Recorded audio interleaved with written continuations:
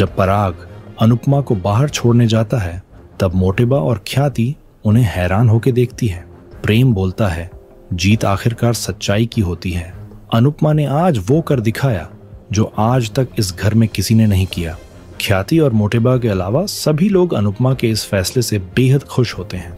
वहीं पराग ड्राइवर से गाड़ी लाने को बोलता है, लेकिन अनुपमा पराग को मना कर देती है और कहती है, मैं ऑटो से ही चली जाऊंगी। पराग अनुपमा से रिक्वेस्ट करता है, लेकिन अनुपमा कहती है, मुझे रास्ते में कुछ काम भी है, जिसके बाद दोनों एक दूसरे को धन्यवाद करते हैं।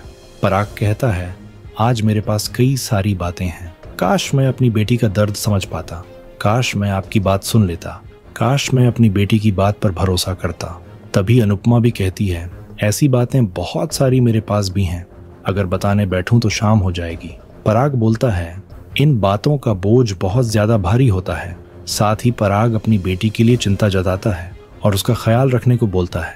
अनुपमा पराग को विश्वास दिलाती है, वो मेरी भी बेटी है, इसलिए आप उसकी चिंता बिल्कुल मत कीजिए।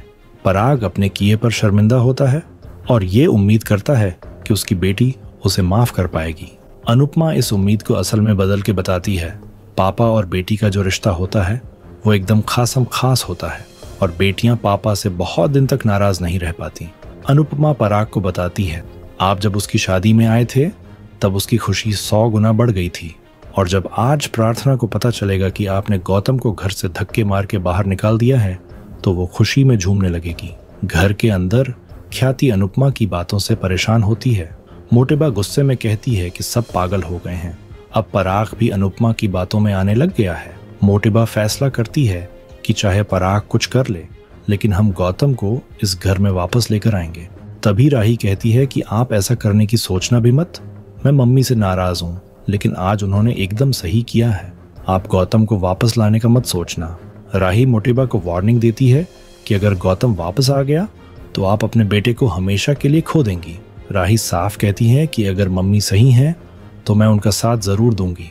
ये सुनकर ख्याति और मोटेबा चौंक जाती है। दूसरी तरफ अनुपमा पराग को समझाती है कि इस उम्र में हमें सिर्फ सुकून और बच्चों की खुशी चाहिए। पराग उसकी बात से सहमत होता है। अनुपमा पराग से कहती है कि राही मुझसे बहुत नाराज है। गुस्से में उसने डांस नहीं करने का फैसला ले लिया है। वो मेरी बात नहीं सुनती, लेकिन आपकी बात जरूर मानेगी। क्या आप उसे समझाएंगे कि वो अपने सपनों को पूरा करे? पराग कहता है कि आप चिंता मत कीजिए, मैं ऐसा नहीं होने दूंगा। मैं राही और प्रेम के सपने पूरे करने में उनकी पूरी मदद करूंगा। अनुपमा पराग को धन्यवाद कहती है। इसके बाद पराग अनुपमा से पूछता है कि क्या वो अब मुंबई वापस जा रही है। वो कहता है कि अगर आप यही रहे तो प्रार्थना सेफ रहेगी। अनुपमा कहती है कि आपको प्रार्थना की चिंता करने की जरूरत नहीं है। अंश प्रार्थना से बहुत प्यार करता है। घर के सभी लोग प्रार्थना से बहुत प्यार करते हैं। मैं इस शहर में रहूं या ना रहूं, प्रार्थना उस घर में सेफ रहेगी। आप भी अपनी बेटी से कभी भी मिल लेना। इसके बाद अनुपमा चली जाती है। ख्याति छुपकर उसे जाते हुए देखती है और परेशान होती है। दूसरी तरफ रास्ते में अनुपमा मुंबई जाने के फैसले को लेकर कंफ्यूजन में होती है। तभी उसका ऑटो रुकता है और वो देखती है कि सामने ख्याति खड़ी होती है। अनुपमा चौंक जाती है। वो ख्याति के पास जाती है और पूछती है कि क्या हुआ। ख्याति कहती है कि आप महान क्यों बन रही हैं? जब आपने सबके सामने गौतम को बेनकाब कर दिया तो सबको ये क्यों नहीं बताया कि मैंने ही आपकी आई ड्रॉप बदली थी? अनुपमा कहती है कि मुझे किसी को कुछ नहीं बताना है। ख्याति पूछती है कि क्यों नहीं बताना? मेरी वजह से आपकी आंखें जा सकती थीं, आपको चोट लग सकती थी, आप कंपटीशन हार सकती थी। आपको तो सबके सामने मुझे जलील करना चाहिए। फिर आप अच्छाई का नाटक क्यों कर रही हैं? अनुपमा कहती है कि आपको जिंदगी ने इतनी गहरी चोट दी है कि अगर कोई आपके साथ अच्छा करता है तो आपको उसकी नीयत पर शक होता है। ख्याति कहती है कि मैंने आपको कितनी बार बेइज्जत किया है। मैंने राही को भी आपके खिलाफ भड़काया है, लेकिन फिर भी आपने मेरे परिवार को मेरा सच क्यों नहीं बताया? आप चुप क्यों हैं? अनुपमा पूछती है। मैं क्या बोलूं? ख्याति दुखी होकर कहती है कि यही बोल दीजिए कि अब मैं पहले वाली ख्याति नहीं हूं। मैं खुद भी खुद को नहीं पहचान पा रही हूं। क्या मैं वही हूं जो आपको पहली बार मंदिर में मिली थी? अनुपमा को ख्याति से पहली मुलाकात याद आती है।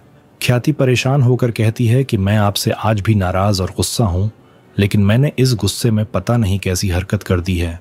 मुझे आप पर गुस्सा आ रहा है कि इतना सब कुछ होने के बाद भी आप इतनी अच्छी क्यों बन रही हो। आपकी आंखों में इतनी शिकायत होने के बाद भी आपकी जुबान पर एक शब्द ही नहीं है। आप ऐसा कैसे कर लेती हो? मैं चैन से सो नहीं पा रही हूँ, नहीं खा पा रही हूँ, मैं पागल हो रही हूँ। मेरे पापों का बोझ क्या कम था जो आप अपनी महानता का बोझ भी मुझ पर लाद रही हो। बेटे की मौत का गुस्सा मुझसे बर्दाश्त नहीं हो रहा था और अब मुझसे ये गिल्ट हैंडल नहीं हो रहा है। ख्याति कहती है कि आप अभी घर चलिए और सबको बता दीजिए। ख्याति हाथ जोड़कर और अनुपमा के पैर पकड़कर उसे सबको सच बताने की गुहार लगाती है। अनुपमा उसे उठाती है और कहती है कि ऐसा मत कीजिए।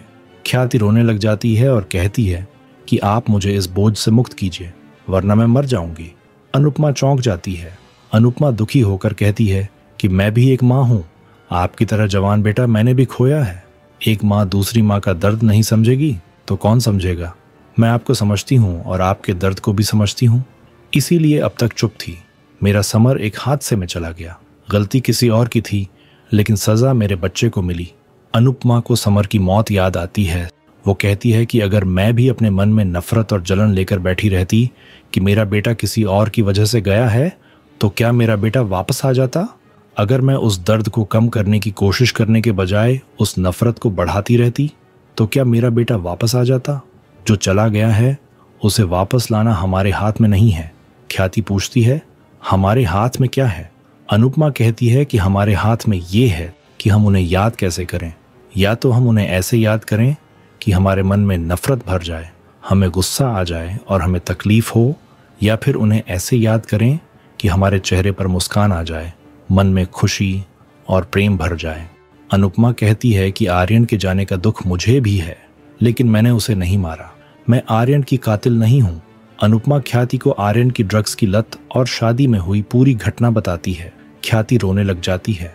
अनुपमा कहती है कि जो भी हुआ वो गलत हुआ, मेरा वो फैसला गलत साबित हुआ, लेकिन मैंने उसे नहीं मारा।